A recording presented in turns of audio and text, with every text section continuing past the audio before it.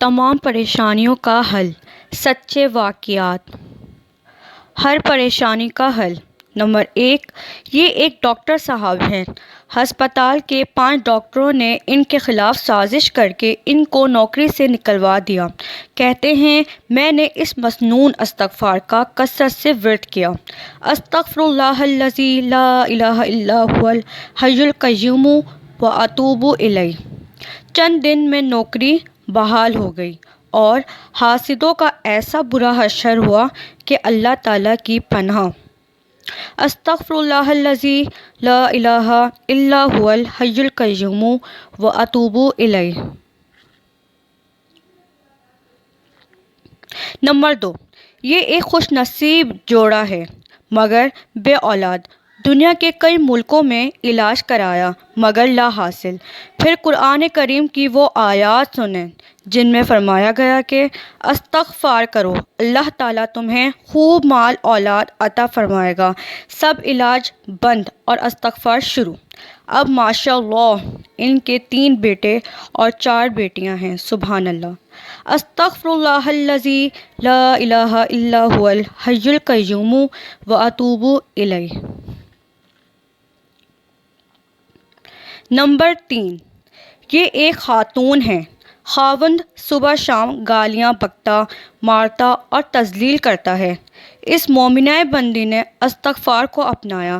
ایک دن خاوند نے بہت مارا، یہ اس کے جانے کے بعد استغفار کرتی رہی، بے حد غمزدہ اور زخمی دل کے ساتھ اپنے رب سے شکوہ نہیں معافی مانگتی رہی۔ اچانک دھماکہ ہوا اور گھر میں ایک جگہ سے کوئی ٹونا تعویذ باہر نکل آیا۔ معلوم ہوا خطرناک جادو تھا۔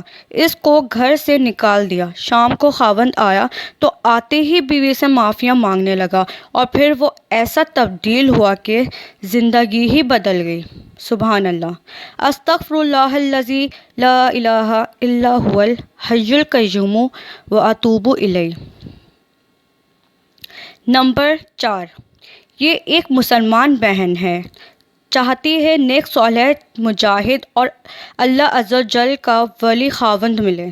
استغفار کا معمول بناتی ہے، روزانہ 100 بار استغفر اللہ الذی لا الہ الا هو الحی القیوم واتوب الیہ۔ اب ماشاء اللہ شادی شدہ ہے، عالم مجاہد اور محبت کرنے والا خاوند اسے نصیب ہوا۔ سبحان اللہ۔ استغفر اللہ الذی لا الہ الا هو الحی القیوم واتوب الیہ۔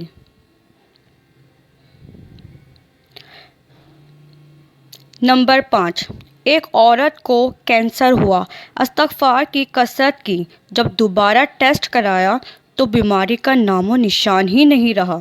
سبحان اللہ۔ استغفر اللہ الذی لا الہ الا هو الحی القیوم واتوب الیہ۔